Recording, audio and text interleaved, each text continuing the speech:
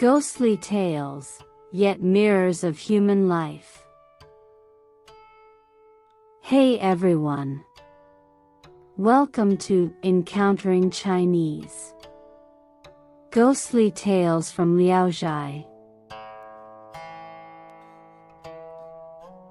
Today, I'm going to tell you a story called Judge Liu. In ancient Chinese legends, it was believed that after death, every person would enter the underworld for judgment. Judges in the underworld would evaluate individuals based on their actions in life and apply the laws of the afterlife to determine whether they should be rewarded or punished.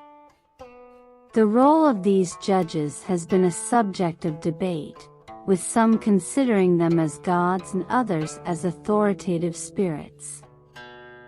The four most famous judges in folklore are Wei Zheng, Zhong Kuei, Liu Zhidao, and Cui Zhu, each with their own responsibilities, rewarding good deeds, punishing evil, conducting investigations, and overseeing the souls of the deceased. To this day, many places in China still have temples dedicated to these judges. Today, we are going to tell a story about Liu Zhidao, one of these judges. In the town of Lingyang, there lived a scholar named Zhu Erdan. He had a hearty and open personality, but was somewhat naive. Zhu Erdan worked hard in his studies, but he had not achieved much success. One day, Zhu Erdan's friends from the literary society gathered to drink and enjoy their time together.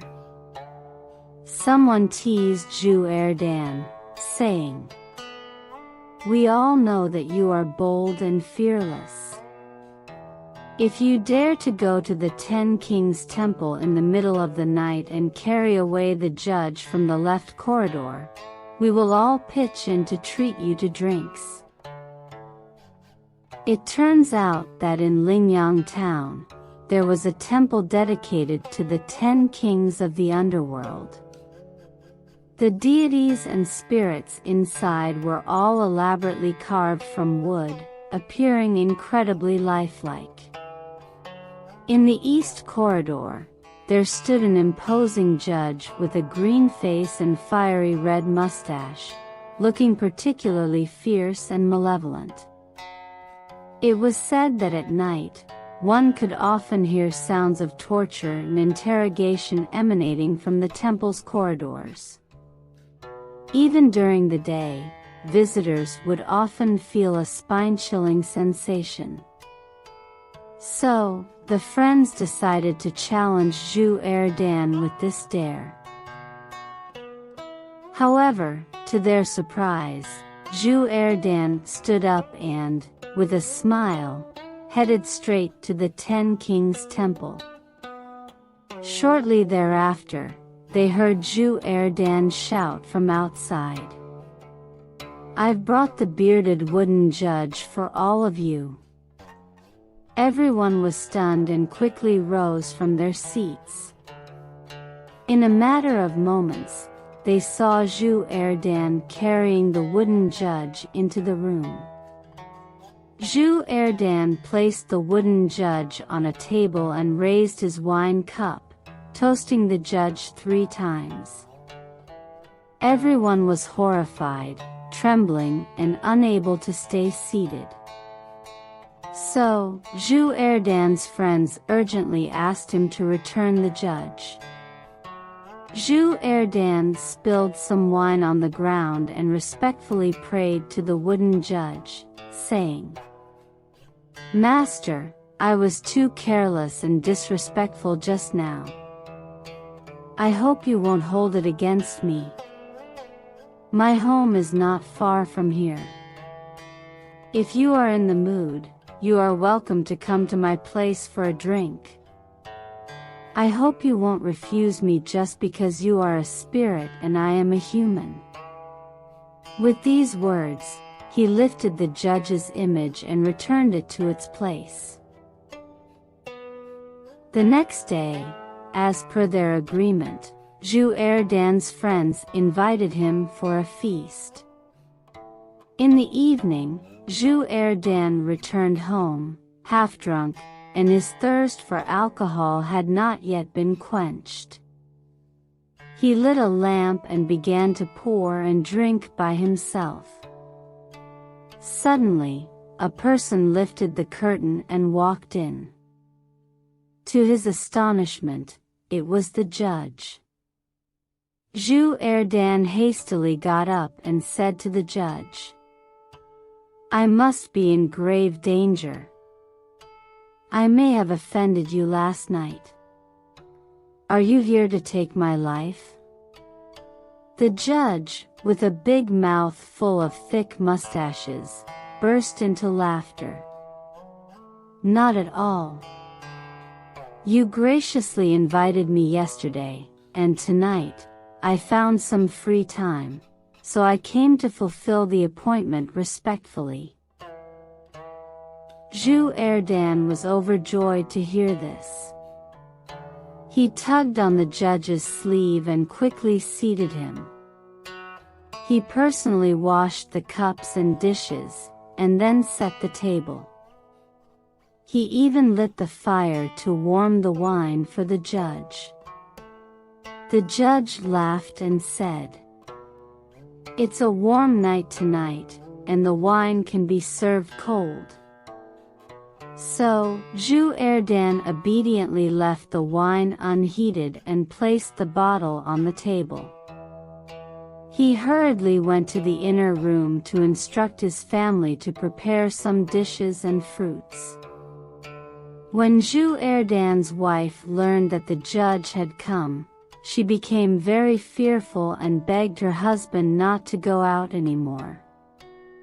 Ignoring her advice, Zhu Erdan waited there, and when everything was ready, he personally brought out the dishes. They sat in the hall, drinking and exchanging toasts. Zhu Erdan inquired about the judge's name, and the judge replied, "I am surnamed Liu, but I don't have a personal name." They also discussed ancient classics, and the judge displayed a remarkable grasp of the subject matter. Zhu Erdan then asked, "Do you understand the classical eight-legged essays of the imperial examinations?" The judge responded, "I can discern beauty from ugliness, right from wrong. I have studied literature and writing in the underworld, which is somewhat similar to the mortal world." Judge Liu had a strong tolerance for alcohol and downed 10 large cups. Zhu Erdan, who had been drinking all day, was now thoroughly drunk and lay slumped over the table, sound asleep. When Zhu Erdan woke up, he saw the dimly lit room, and the ghostly guest had already departed. From that day forward, Judge Liu came to visit every 2 or 3 days, and their friendship continued to deepen. Sometimes, they even slept side by side when drunk. Zhu Erdan showed him the essays he had written, and Judge Liu reviewed and corrected them for him. Judge Liu was honest in his critique, telling Zhu Erdan that his essays were poorly written. One night, Zhu Erdan drank himself to sleep, while Judge Liu remained in the hall, pouring wine and drinking by himself.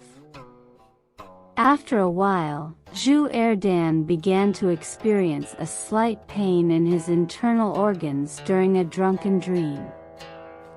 He woke up and opened his eyes to find Judge Liu sitting in front of his bed, dissecting him. Judge Lu patiently rearranged his intestines and stomach for him. Zhu Erdan was utterly shocked and asked, "We have no old grudges, no recent grievances, so why are you killing me today?" Judge Lu smiled and replied, "Zhu Erdan, don't be afraid.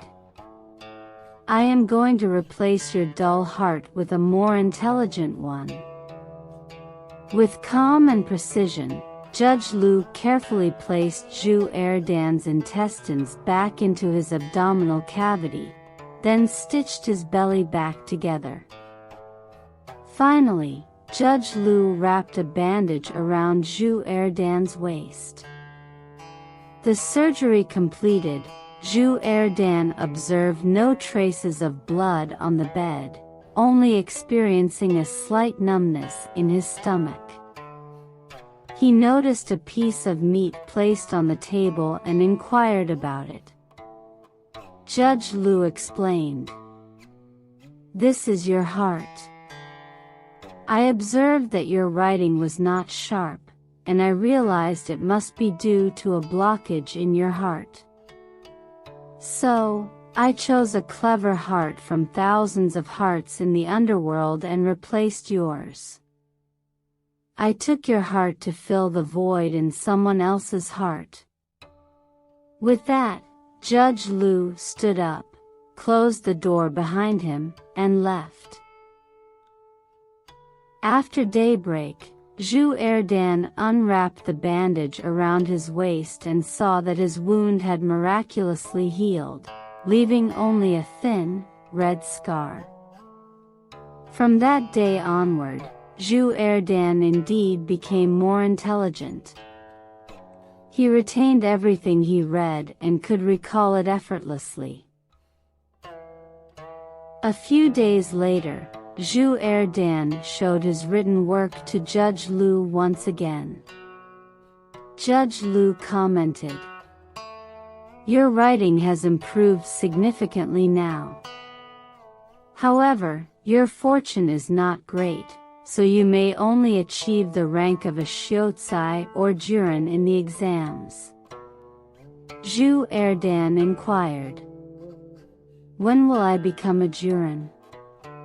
Judge Lu replied, "This year, you will undoubtedly take the top spot in the provincial examination." Soon afterward, Zhu Erdan indeed secured the first place in the provincial examination. Zhu Erdan's fellow students, who had frequently ridiculed him, were left in awe when they saw his examination paper. After learning the truth from Zhu Erdan, they unanimously requested him to introduce them to Judge Lu and expressed their eagerness to befriend the judge. Judge Lu readily agreed, and they celebrated with a grand feast while awaiting his arrival. Late in the night, Judge Lu arrived as scheduled, with his red beard fluttering, and his eyes shining brightly, resembling flashes of lightning. Seeing him, the people were struck with a blank expression, petrified, and instantly pale. Trembling and shivering, their teeth chattered. In a short while, they all withdrew, one by one. Zhu Erdan then took Judge Lu to his house for a drink. After becoming quite inebriated, Zhu Erdan spoke up. "The heart transplant you performed was an enormous favor to me.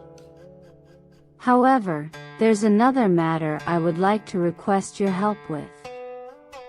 Would you consider it?" Judge Lu urged him to speak. Zhu Erdan continued, "If the heart can be replaced, I suppose a face can be altered as well. My wife, she's my original wife, and her figure is great, but she isn't particularly good-looking. I'm thinking of asking you to use your magic again to give her a different appearance. Could you do that?" Judge Lu chuckled and replied, "Very well, I'll look for an opportunity to do it slowly." A few days later, in the middle of the night, Judge Lu came knocking at Zhu Erdan's door. Zhu Erdan hastily got up to let him in. As Zhu Erdan used candlelight to examine Judge Lu, he noticed that Judge Lu's garment concealed something. Zhu Erdan inquired about the contents hidden in the clothing, and Judge Lu replied, "The task you entrusted to me has been quite challenging to fulfill. But just now, I managed to obtain the head of a beautiful woman, so I respectfully brought it to you." Zhu Erdan moved closer to inspect and saw the head, with the neck still freshly bleeding. Judge Lu urged him to enter the inner room quickly and not to disturb the household. Worried that the inner room's door was already locked, Zhu Erdan watched in astonishment as Judge Lu approached the inner room door and effortlessly pushed it open with his hand. They entered the bedroom, where Zhu's wife was lying on her side, sound asleep.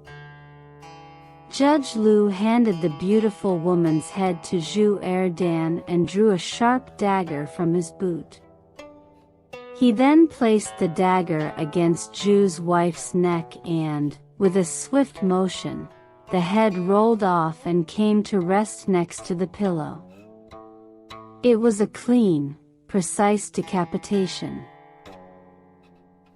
Judge Lu quickly took the woman's head from Zhu Erdan, affixed it to his wife's neck, carefully adjusted the positioning, and meticulously reattached it.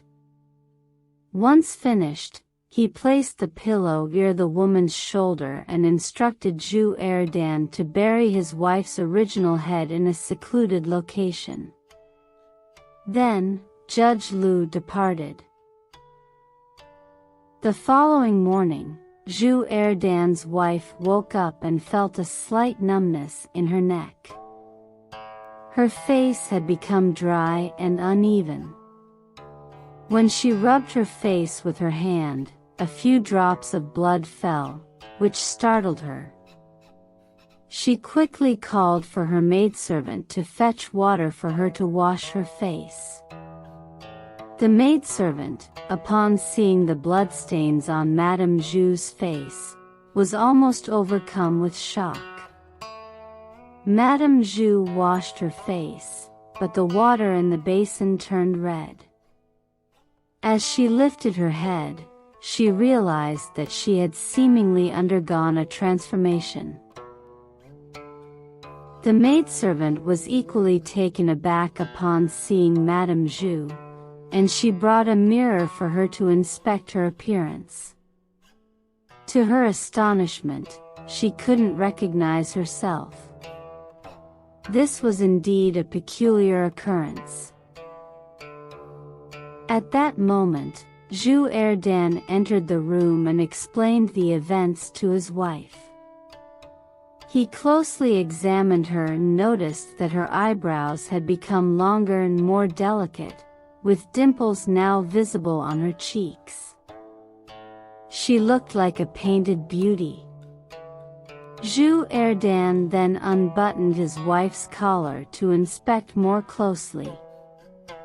He indeed found a red mark encircling her neck, with a clear distinction between the flesh above and below the mark. Earlier in the county, there was an imperial censor named Mr. Wu. He had a daughter who was extraordinarily beautiful. Mr. Wu arranged 2 marriages for his daughter, but each time the prospective groom died before they could get married. As a result, his daughter remained unmarried even at the age of 19. On the Lantern Festival, during the 15th day of the first month, Mr. Wu's daughter went to visit the Ten Kings Temple. It was a crowded and chaotic place. Among the crowd was a ruffian who had a wicked interest in the beauty of Mr. Wu's daughter. He secretly found out where the young lady lived and, under the cover of the dark and with few people around, he climbed a ladder and jumped over the wall into Mr. Wu's house. He dug a hole and sneaked into Mr. Wu's daughter's bedroom. The ruffian first killed a young maid who was near the entrance to the room. Then, he tried to force himself on the young lady. Mr. Wu's daughter fought back desperately, screaming for help.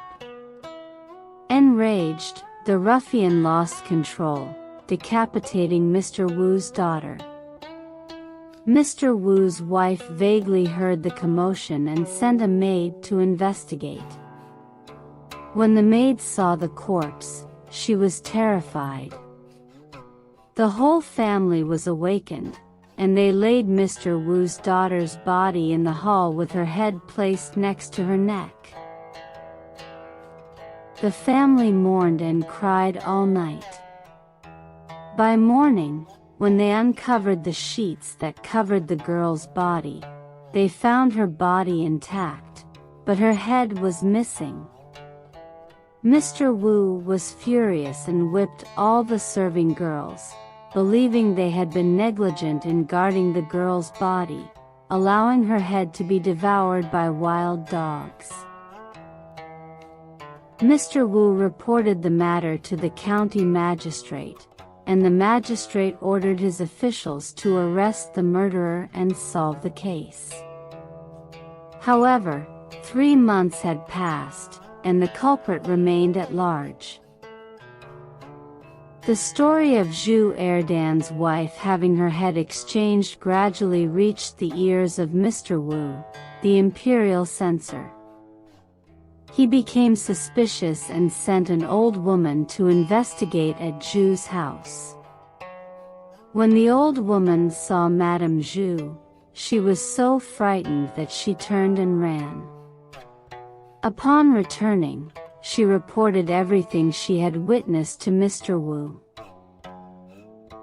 Mr. Wu, perplexed and shocked, as his daughter's body remained, suspected that Zhu Erdan had used dark magic to harm his daughter. He went to Zhu's home to inquire about the matter.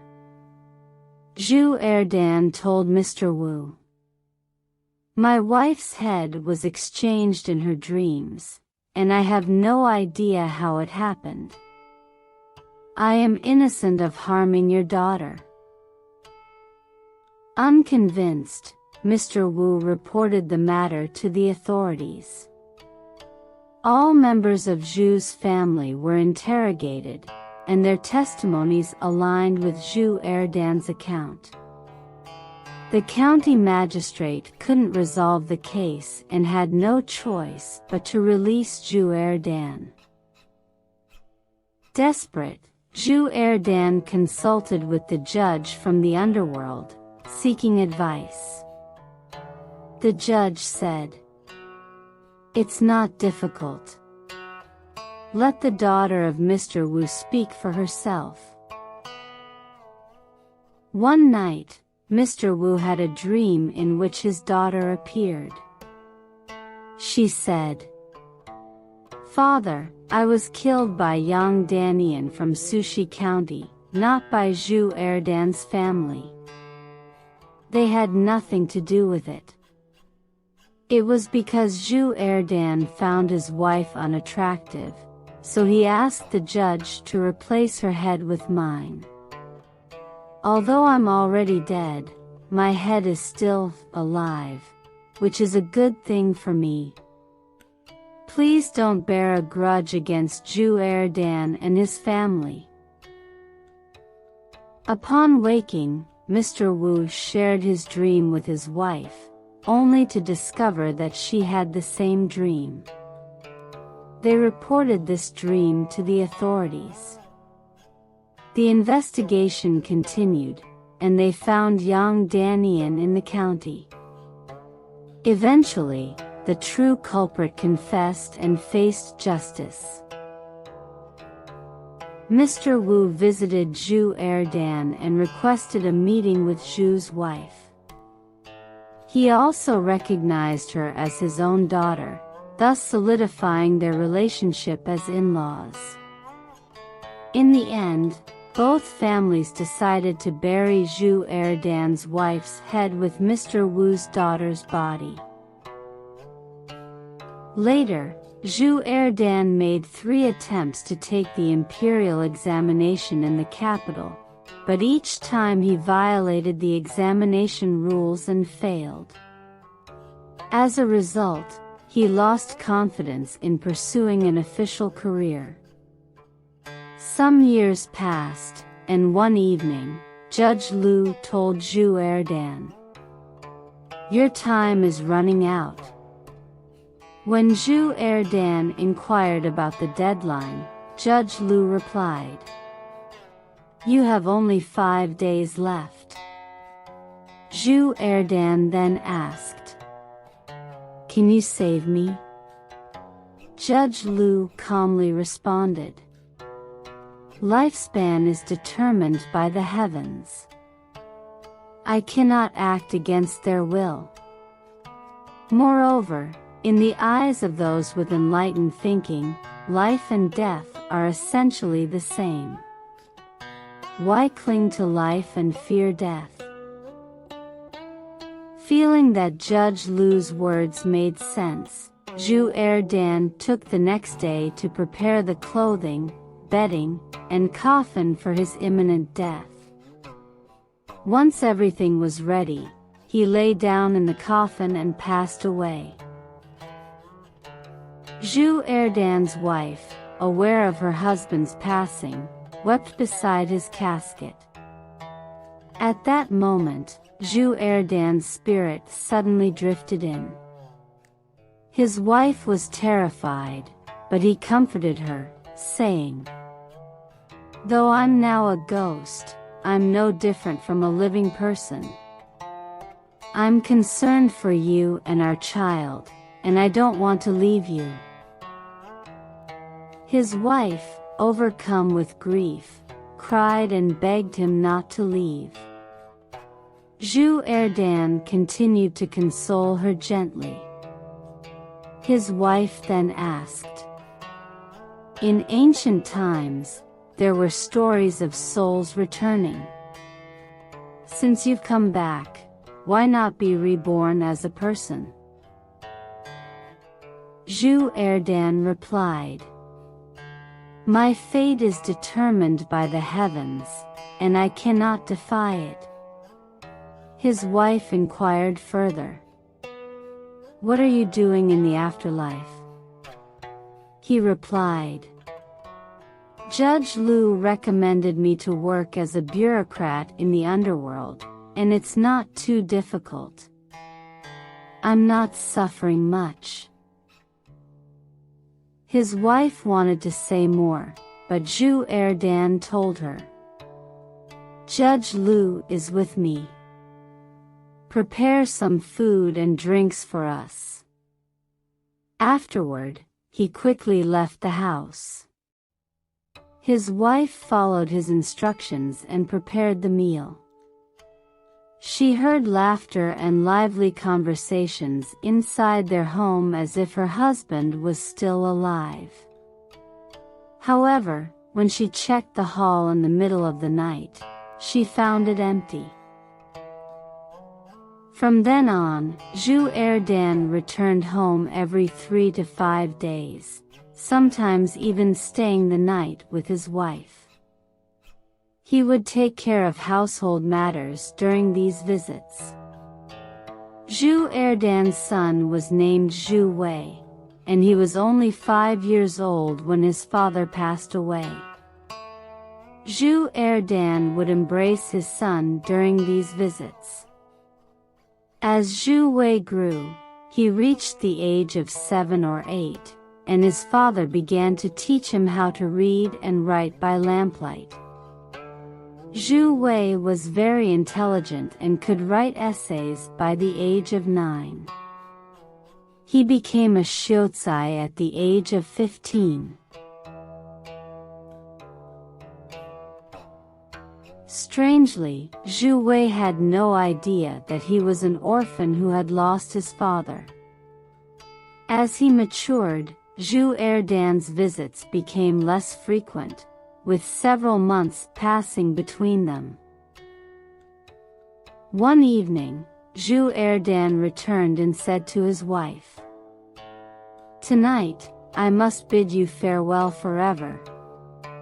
His wife asked, "Where are you going?" He replied, "I have received an appointment from the Heavenly Emperor to take on the role of a Taihua Qin. I must travel to a distant place where there are numerous responsibilities and a long journey, so I won't be able to return." Both mother and son wept bitterly upon hearing this news.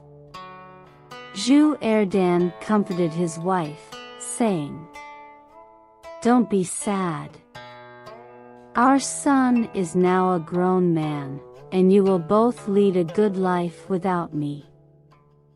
Furthermore, where can one find a couple who remain together for 100 years?"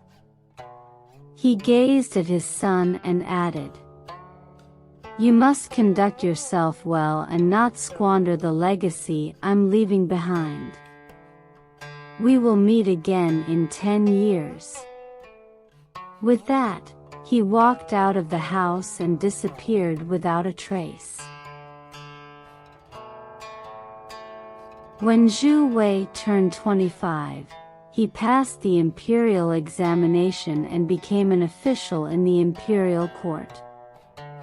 He was assigned by the emperor to perform sacrificial rites at Mount Hua in western China.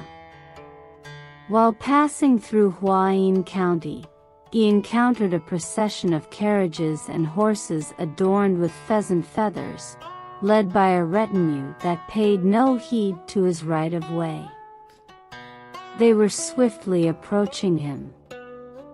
Zhu Wei was astonished and examined the person sitting in the leading carriage, only to realize it was his father.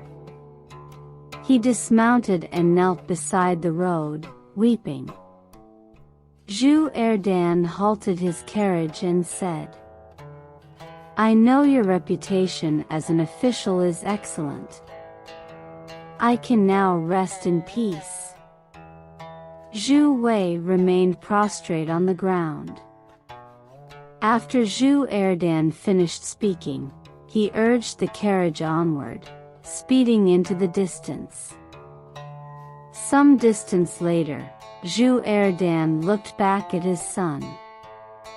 He unfastened his ceremonial dagger and had his attendant present it to his son. He called out from afar, "Carry it with you. It will ensure your wealth and prosperity." Zhu Wei tried to follow his father, but the carriage and its retinue vanished before his eyes in the blink of an eye. Zhu Wei's heartache persisted for a long time. He unsheathed the ceremonial dagger and found it to be exquisitely crafted, with an inscription that read, "Be bold and attentive in your actions, thorough in your thoughts, and upright in your conduct." Later, Zhu Wei rose to an official position as a Sima. He had a total of 5 children, named Zhu Chen, Zhu Qian, Zhu Ti, Zhu Han, and Zhu Shen. One night, Zhu Wei dreamt of his father speaking to him, saying, "The ceremonial dagger I gave you, pass it on to Zhu Han." So, he passed the ceremonial dagger on to his 4th son, Zhu Han. Zhu Han also became an official and rose to the rank of a district magistrate, upholding a reputation as excellent as his father's. The story concludes with the author's commentary. He says, "If someone thinks of attaching the legs of a crane to a duck to make it taller, it would be considered absurd. But if you were to graft fresh flowers onto another tree, it would be regarded as a creative endeavor." Judge Liu replaced Zhu Erdan's heart and exchanged Zhu's wife's head, revealing the hidden beauty within his unattractive appearance. It remains unknown whether Judge Liu from Lingyang town still resides on Earth or whether he can manifest himself. If I could work for him as Zhu Erdan did, that would be a joyful undertaking. In this story, there is mention of the Ten Kings Temple. In ancient China, the Ten Kings Temple was a place dedicated to the worship of the Ten Kings of Hell, presided over by Yama, the ruler of the underworld. While Yama governs the entire realm of the afterlife, there are 10 distinct kings, each with their respective responsibilities, ensuring the order and peace of the underworld. Judges are their subordinates, responsible for rendering judgments on the spirits according to the law. Therefore, in the Ten Kings Temple, the figurines of the judges are relatively smaller and more transportable.